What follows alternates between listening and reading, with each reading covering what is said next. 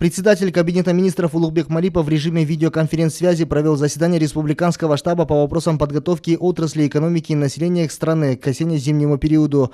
Отдельное внимание было уделено вопросу обеспечения населения твердым топливом. Руководители энергетических ведомств проинформировали о том, что к началу отопительного сезона все запланированные мероприятия и работы на энергосбытах будут завершены в полном объеме. Улугбек Марипов дал поручение усилить работу по подготовке к ОЗП. При этом на особом контроле должны быть проведение ремонтных работ, своевременная и качественная заготовка топливных ресурсов на ТЭЦ Бишкек и Ош, котельных теплоснабжающих предприятий. Минэнерго и Нацэнергохолдингу дано указание взять на особый контроль реализацию проекта реабилитации Токтугульской ГЭС, а также принять меры по сохранению необходимого уровня объема воды. В ходе заседания председатель Кабинета министров отметил, что президентом с учетом мнения граждан принято решение оставить тарифы на электроэнергию для населения на прежнем уровне.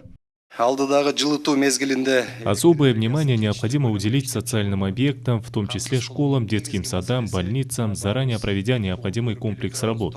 Все работы должны быть завершены вовремя, а возможные недочеты устранены в кратчайшие сроки.